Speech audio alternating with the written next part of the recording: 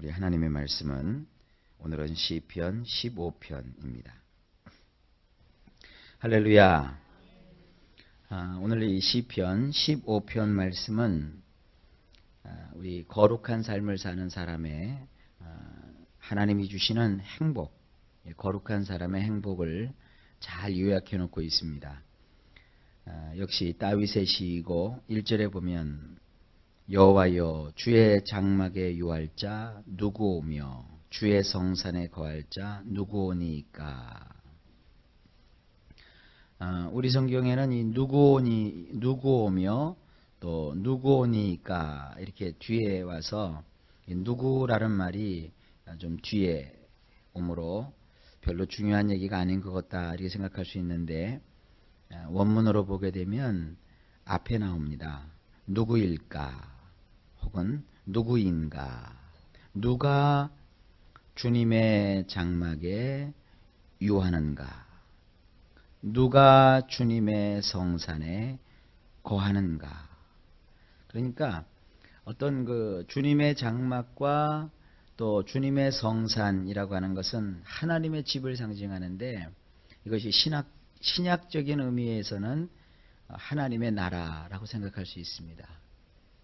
그러니까 우리가 하나님의 말씀을 볼 때 어떤 분은 자꾸 이렇게 율법적으로 접근하게 돼요. 율법적으로 접근하게 되면 내가 뭘 해야 되지?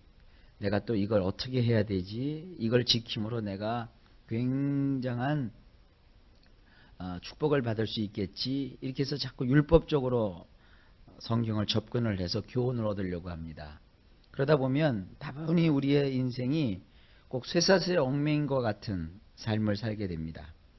두 번째로는 복음적인 접근법이 있습니다. 복음적인 접근법이라고 하는 것이 뭔가, 하나님의 말씀을 볼 때마다 그렇구나, 그런 거구나 하고 자꾸 하나님 말씀을 보면서 그 말씀의 교훈 속에서 자꾸 자기를 발견하고 깨닫는 거예요. 무슨 얘기냐면, 하나님 나라를 우리가 들어가려면 이렇게 해야 된다, 저렇게 해야 된다, 이것도 해야 된다, 저것도 해야 된다, 그러면 끝없어요. 그러나 내가 정말 하나님 나라를 지금 들어가는 삶을 살고 있는 거구나. 그렇구나. 그래서 내가 그렇게 생각을 했었구나. 그래서 내가 이렇게 살려고 자꾸 내 마음속에 이런 마음이 드는 거구나. 내가 이러한 열정을 자꾸 그래서 가지게 되는 거구나. 이렇게 깨닫는 거예요. 굉장히 다릅니다. 이미 하나님은 우리를 어떻게 해서든지 고르고 섞어가지고 할 수만 있거든 한 사람이라도 천국에 못 가게 하려고 하시는 게 아니라, 하나님께서 우리를 만세 전부터 하나님 나라의 백성으로 합당히 여기시고 택하셔서 우리를 위해서 자기 아들을 아끼지 아니하고 보내주시고, 하나님의 아들이신 예수 그리스도께서 우리를 위해서 기꺼이 죽음을 죽으셨어요. 십자가에서 피 흘려 죽으셨고, 십자가에 오르시기 전에 채찍에 맞으셨고, 고난을 받으셨고, 능욕과 멸시를 받으셨고, 그 참혹한 십자가에서 모든 걸 다 주셨단 말이에요.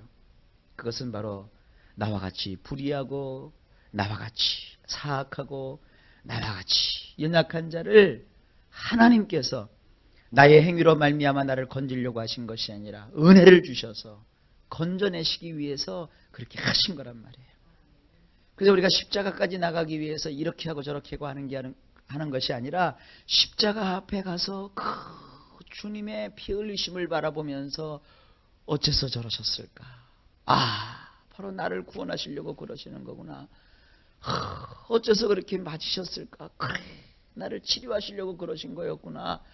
어쩌면 그렇게 주님께서 참으셨을까? 그래, 억만 가지보다도 더 많은 나의 이 많은 죄를 하나님이 담당하시려고 그렇게 하신 것이구나. 나의 행위로는 내가 건짐을 받을 수 없고, 나의 의로운 행실로는 하나님 앞에 설 수 없으니까, 하나님은 사랑이 많으시고 은혜가 넘치셔서 나 같은 자를 건지시기 위해서 독생자 예수님을 그렇게 참혹하게 십자가에 못 박아 죽이신 것이구나. 그러니까 우리가 하나님 앞에 할 것은, 내가 이렇게 잘났으니까 그러니까 나를 천국에 받아주시겠지, 내가 이렇게 열심히 했으니까 주님이 나에게 복을 주겠지, 그게 아니에요. 내가 지금 구원받은 것만도 감사한데 하나님이 내가 뭐라고 이렇게 생활 속에 보호해 주시고 이렇게 책임을 져주시고 이렇게 나에게 용서를 해주시고 이렇게 나의 삶을 인도해 주시는구나. 이렇게 깨닫고 살아가는 것이 이게 복음적인 그리스도인들이에요. 여러분, 그래서 여러분의 신앙을 율법에다가 기초를 하게 되면 자꾸 요령만 생겨요. 율법의 기초에서 여러분이 신앙생활을 하고 교회 생활을 하면 자꾸 인간의 눈치만 보게 돼요.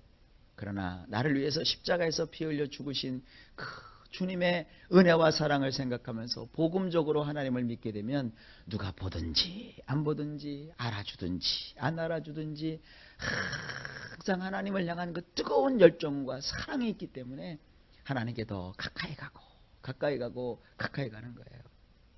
가족이라고 하는 것이 뭐예요? 가족이라고 하는 것은요, 은혜와 사랑으로 뭉쳐진 거예요.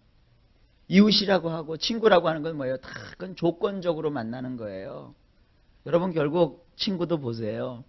아무리 어렸을 때 친구가 좋다고 해도요, 결국 사귀고 가까이 지내는 사람들 보면 자기와 자꾸 조건이 맞아야 그 친구와 가까이 있게 돼요. 그러나 가족은 뭐예요? 잘나면 잘난 대로 좋고 또 남이 볼 때는 못나면 못난 대로도 그것도 내 가족이기 때문에 사랑하고 좋고 그러지 않습니까? 나의 마음에 들지 않는다고 가족이 아닌 게 아니잖아요. 가족은 어떻게 해요? 더 연약하면 연약할수록 마음을 쓰고 또 부족하면 부족할수록 더 안쓰럽고 오늘도 나와서 여러분 기도할 때 대부분의 시간을 가족을 위해서 사랑하는 자를 위해서 기도하고 있지 않습니까? 만약에 가족끼리 서로 관계하고 가족끼리 서로 교제하고 사랑하는데 마치 다른 사람처럼 거래로 한번 가족끼리 한번 만나보세요. 부모가 자식을 향해서 생각합니다. 나는 너를 위해서 이렇게 해주는데 너는 나를 위해서 이렇게 해줘야 된다. 내가 그동안 너에게 10개를 줬는데 너는 왜 나한테 2개밖에 안 주느냐. 이건 가족이 아니죠. 서로가 자기 자신을 열어서 사랑하고 희생하고 헌신하는 걸 더 보람으로 여기고 그저 내가 이렇게 고생하고 수고하는 것은 네가 잘 되면 되는 거야. 네가 잘 살면 되는 거야. 그게 뭐야? 그게 가족이죠. 물건을 팔면서 말이죠. 야, 이거 공짜로 가져가. 이거 또 공짜로 나는 가난해도 좋으니까 너 혼자 다 잘 먹고 잘 살아. 그런 게 없죠. 이 세상에 3대 거짓말이 뭐예요? 노처녀, 나 시집 안 가. 그 다음에 연세 드셔가지고 나 빨리 죽어야지. 그리고 또 하나는 뭐예요? 그 장사하시면서 이거 밑지고 팔아. 그래. 밑지고 팔아. 믿지면 왜 장사를 해요? 안 돼요. 장사를 하면 장사해서 이문을 남겨야 하나님 앞에 11조도 하지요. 감사헌금도 하지요. 집세도 내지요. 그렇죠? 가게세도 내야 될 거 아니에요. 그리고 가게도 확장해야 되잖아요. 그러니까 사업이라는 거, 장사라는 것은 남겨야 돼요. 자선사업도 여러분 남기잖아요. 교회들이 운영이 어렵고 또 헌금이 잘 안 들어오고 그러니까 서울은 제가 잘 모르겠어요. 이렇게 지역교회, 지방교회로 내려가다 보면 거기는 목회자들이 복지사업을 한다고 그래요. 복지사업을. 왜 그렇게 열심히 하느냐? 복지사업을 하면 국가에서 뭐 얼마씩 돈이 나오고요.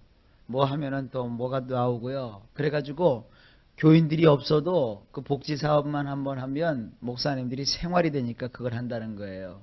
그리고 그런 세미나를 해요. 그래서 저는 그런 세미나에 아예 가지를 않아요. 목회자가 하나님 앞에 기도해서 하늘에서 만나를 주시면 먹고 뭐 그래야 되는 거지. 그냥 그게 싫더라고요. 그런데 그런 복지사업도 하다못해 이문이 있어야 하는데 이 세상은 그렇잖아요. 하지만 하나님 앞에서는 그런 이문을 따지고 그렇게 하는 게 아닙니다. 하나님하고는 여러분 이렇게 이문을 따지고 하는 것이 아니라 사랑의 관계예요. 그러니까 오늘 여기 본문 말씀도 보면 이런 사람만이 하나님의 장막에 거하고 이런 사람만이 천국에 가고 이런 사람만이 하나님 나라에 들어가니까 이렇게 꼭 살아야 된다. 첫째, 둘째, 셋째, 넷째 그게 아니라는 거예요. 오늘 이 말씀을 보니까 누가 주의 장막에 사는 사람인가? 누가 주의 성산에 거하는 사람인가. 그러니까 그 주의 장막과 주의 성산이 지금 텅 비어가지고 거기에 입주할 사람들을 지금 추첨해서 뽑는 게 아니에요. 이미 그 주의 성산과 주의 장막에 거하는 사람들을 이렇게 들여다보니까 그 속에서 사는 사람들은 이렇게 살더라 이거예요. 그러니까 여러분, 우리가 장차 천국에 들어가지만 주님께서는 뭐라고 하셨어요? 하나님의 나라는 여기 있다 저기 있다 하는 것이 아니라 바로 너희 속에 안에 있다 그랬잖아요. 그러니까 우리는 지금 하나님의 나라를 우리 속에 모시고 하나님의 나라를 우리 속에 받아들이고 우리가 살아간단 말이에요. 그러니까 주의 성산에서 사는 자, 주의 장막에서 사는 자가 누구예요? 바로 여러분 자신이란 말이에요. 내가 하나님의 지금 장막에서 살고 하나님의 성산에서 사는데, 그래서 이렇게 누가 와서 우리 속을 들여다보니까 우리 안에 천국이 있잖아요. 그 안에 천국을 모시고 사는 사람은 도대체 어떻게 사는가? 그러니까 지금 사실은 이 시편 15편 말씀은 내가 이렇게 살아야지 하는 게 아니라 여러분이 지금 요 말씀대로 지금 살고 있단 말이에요. 요 말씀대로 살고 있지 않으면 아직 하나님 나라 속에 여러분 들어와 있지도 않고 주님과는 관계가 없는 사람이에요. 극하게 말하면. 그러니까 이것은 여러분 자신의 거울이에요. 거울. 거울을 보면 다 보이죠? 눈도 보이고 코도 보이고 입술도 보이고 눈썹도 보이고 귀망울도 보이고 다 보이죠?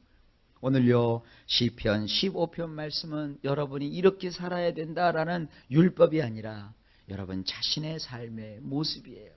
그래서 이런 모습이 좀 부족하면 고치면 되는 거죠. 아침에 여러분들이 여성분들이 화장을 하잖아요. 화장을 하는데 눈썹이 이렇게 지워져서 한쪽이. 왜 이렇게 눈썹 밀어고 눈썹 없는 사람들도 있잖아요. 눈썹이 없어요. 근데 딱 보니까 없네. 그리고 나가요? 없으니까 어떻게 해요?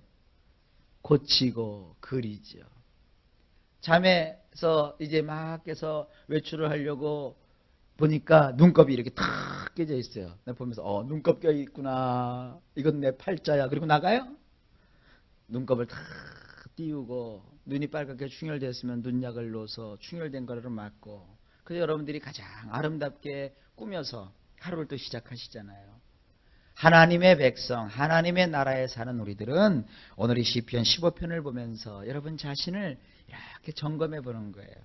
제가 짤막하게 말씀을 드릴게요. 과연 여러분 속에 이런 게 있는가 한번 봅시다. 첫째, 정직하게 행하여. 이 정직이라고 하는 것은 우리 성경으로 보면 뭐 이렇게 정직하다 이렇게 돼 있는데 원문으로 보면 뭐냐면 성실하게 사는 거예요.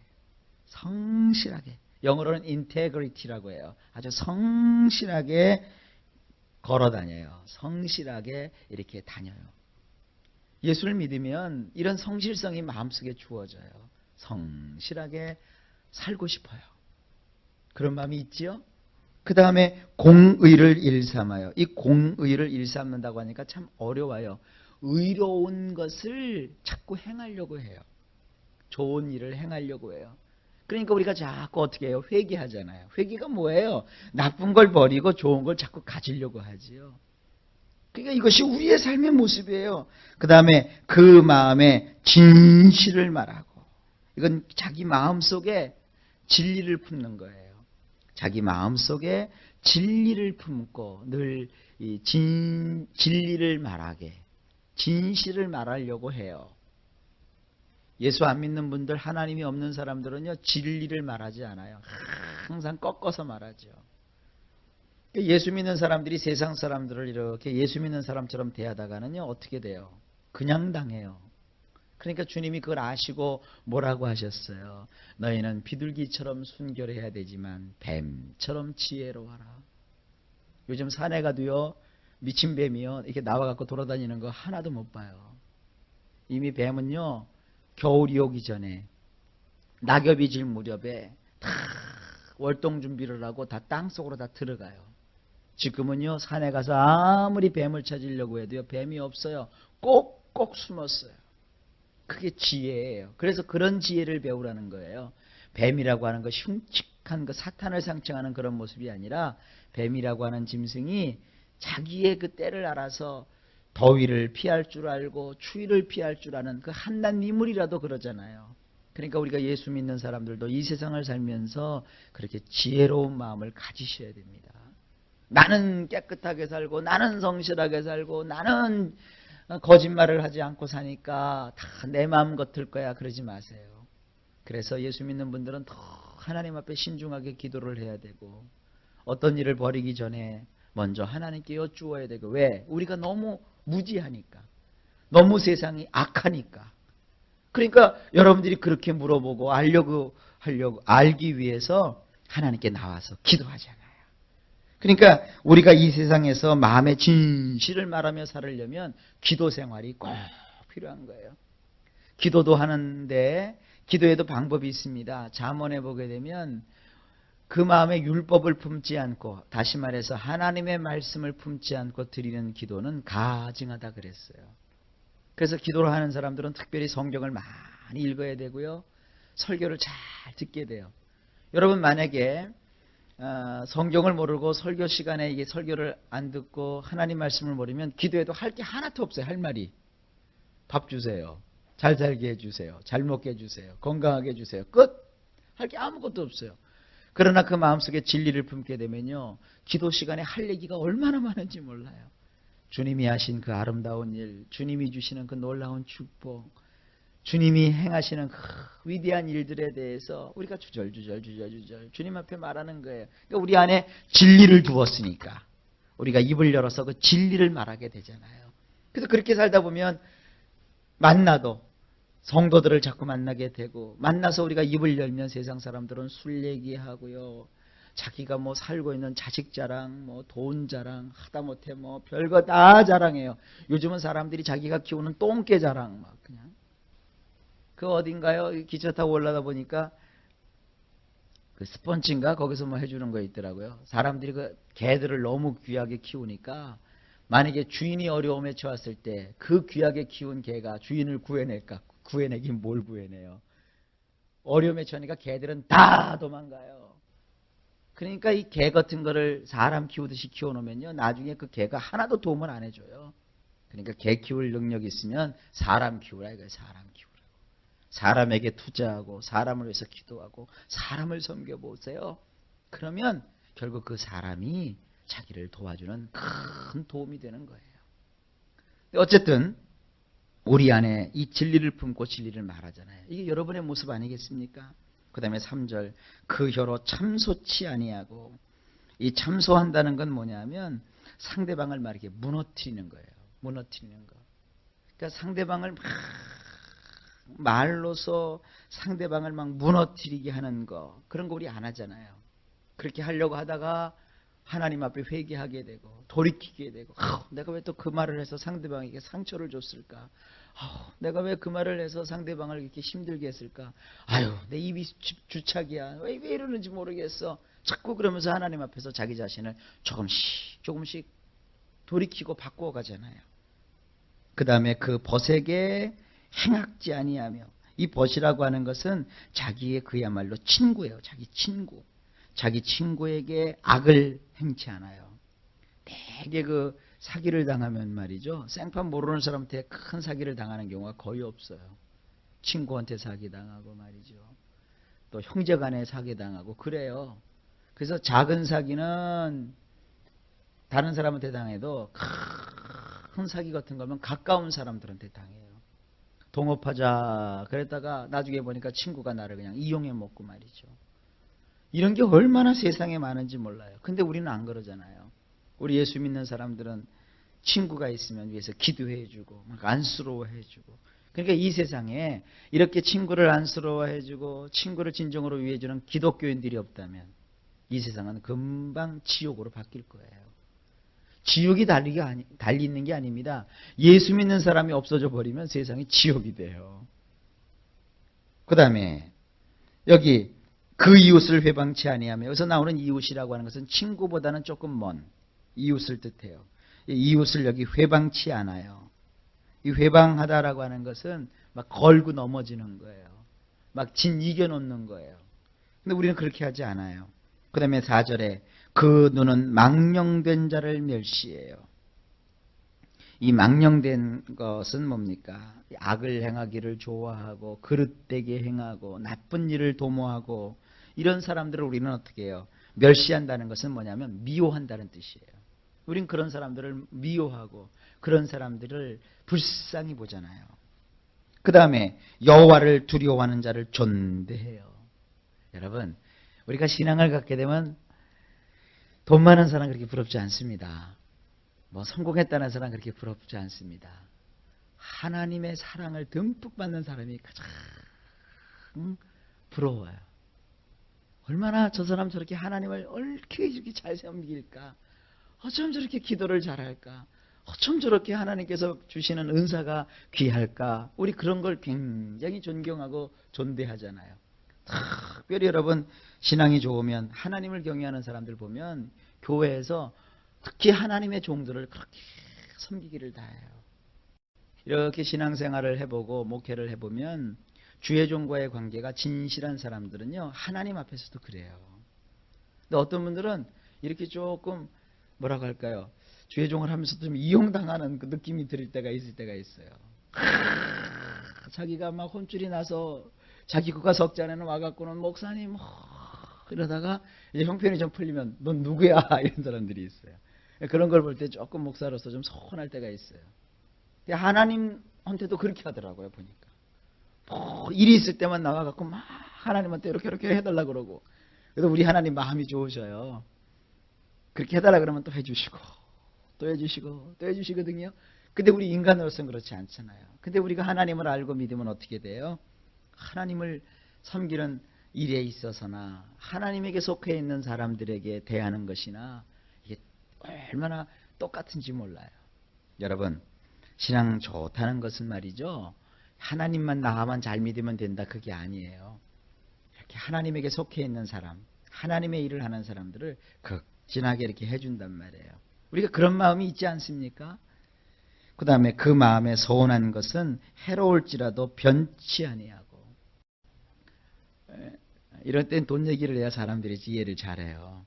하나님 나 이거 해주시면요 하나님 앞에 내가 1억을 바칠게요. 그래서 이제 막 했는데 일이 자꾸 되어가. 1억이라는 돈이 굉장히 커요. 그래서 조금 좀 줄였으면 좋겠다. 그래서 하나님 좀 마이너스 좀 해주시죠. 보너스 좀 해주시죠. 그래서 어느 날 보니까 1억이 이제 5천만 원으로 톡 줄어들었어요. 자기 마음에. 그리고 막상 그 일이 됐어요. 그러면 또 5천만 원을 하려고 그러면 마음이 벌써 벌벌벌 떨려. 그래서 그것이 1,000만 원으로 탁 줄어요. 야, 그래도 이게 큰 돈인데 이걸 내가 그냥 하면 안 되겠다. 그리고 집안하고 상의를 하니까 나중에 1억을 바치려는 사람이 하나님 앞에 딱 헌금 올리는 거 보니까 10만 원 딱 올리고 끝. 그렇다고 하나님이 뭐 벌 주고 그러시지는 않아요. 하나님 앞에서 서운한 것을 해로울지라도 그건 지켜야 되거든요. 그러니까 서운하는 것도 조심해야 되지만 서운한 것을 지키는 것은 더 신중해야 되는 거예요. 그런데 어쨌든 우리는 하나님 앞에서 서운한 것을 신실하게 지키려고 하잖아요. 신앙 있는 사람들은. 저는 주변에서 그런 사람들도 많이 봤어요. 하나님 앞에 정말 자기 집이 이렇게 전세로 옮겨가면서도 하나님 앞에 서운한 걸 드리는 사람도 제가 봤고요. 또 자기가 정말 어떤 불이익이 있는데도 불구하고 그걸 포기하는 사람도 제가 봤고요. 어떤 사업하는 분인데 절간에서 공사 수주가 들어왔대요. 그거 하면은 5억인가 6억을 벌을 수 있는 돈이래요. 그런데 자기가 신앙생활을 하고 성령을 체험하고 나니까 절간 가서 그거 공사해줘서 6억인가 5억을 벌어들이면 자기는 좋지만 절이 번성하잖아요. 자기가 안 해도 다른 사람이 물론 하겠다 이거죠. 그러나 그 절이 번성하는데 자기가 기여하고 싶은 마음이 조금도 안 들더래요. 그러니까 그 공사를 취소했대. 그 이유 때문에. 야, 그게 얼마나 귀해요. 그거는요, 자기가 무슨 일을 잘 돼갖고 하나님 앞에 1억 갖다 바치는 것보다도 더 큰 믿음이에요. 바친 건 하나도 없다 할지라도 그 손해가 아니에요. 왜냐하면 자기는 하나님을 믿는 것부터 시작을 해서 하나님을 믿고 나서부터 뭐라고 생각을 했냐면 나는 정말 하나님께 영광 돌리는 삶을 살아야 된다. 이걸 가지고 있는데 그건 영광이 안 된다고 자기가 판단을 한 거예요. 그래서 자기가 딱 그걸 끊었어요. 그래서 참 그런 성도가 있는 것이 참 감사하고, 또 그렇게 결단한 그 사람이 참 대단해 보이고, 그 사람을 그렇게 주관하신 하나님이 너무너무 놀라우신 분이세요. 여러분, 이것이 뭐예요? 예수 믿는 사람의 모습이에요. 그 다음에 마지막으로 5절에 별리로 대금치 아니하며, 이 별이라고 하니까 뭐 이자놀이 하는 거 아니냐 그러는데 그런 뜻이 아니에요. 이 별이라고 하는 것은 말이죠, 그 말 뜻이 그 원문을 보게 되면요, 이렇게 갈기갈기 이렇게 찢어 놓는 거예요. 갈기갈기 찢어 놓는 거. 상대방을 물질적으로 갈기갈기 찢어 놓는 거예요. 그의 인생을 아주 해를 주어 가지고 이게 폭삭 주저앉혀 놓는 그런 것들이 이런 별리로 대금한다, 이런 뜻이에요. 그러니까 우리가 인생을 살면서 우리 예수 믿는 분들 그렇게 하지 않잖아요. 그 다음에 뇌물을 받고 무죄한 자를 해치 아니하는 자다. 뇌물을 받고 우리가 그르치지 않습니다. 부정과 부패 사건이 일어날 때 기독교인들이 꼭 껴요. 통계상. 그런 분들은 말만 기독교인이죠.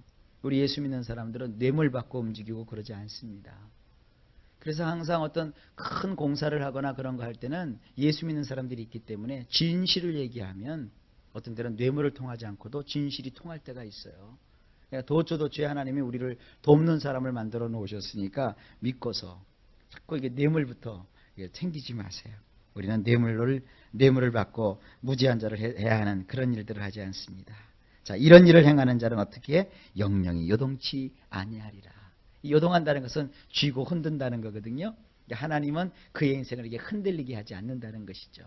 자, 이걸 어떻게 적용합니까? 예수를 믿는 사람, 하나님의 나라 속에서 나라를 그 마음속에 품고 사는 사람은 결국 뭐예요? 이러한 삶의 모습이 있기 때문에 하나님이 그의 인생이 요동치 않게, 흔들리지 않게 하신다는 거예요. 여러분, 여러분의 인생은 이제 흔들리지 않습니다. 열심히 하나님께 나와서 기도하고 하나님을 더 사랑하시고 섬기시면 이 시편 15편에 있는 이 말씀 하나가 우리에게 그대로 드러나는 것을 여러분이 보게 될 것이고, 그리고 우리의 인생이 절대 흔들리지 않는 이런 축복이 넘치는 걸 믿으시길 바랍니다. 오늘 시편 15편을 하나님의 나에게 주시는 거울이다 이렇게 생각하시고 이 말씀을 더 사모하시고 묵상하시기를 주의 이름으로 축복합니다. 오늘도 복된 하루가 될 줄로 믿습니다. 하나님이 도와주시고 큰 은총을 베풀어 주시기를 바랍니다.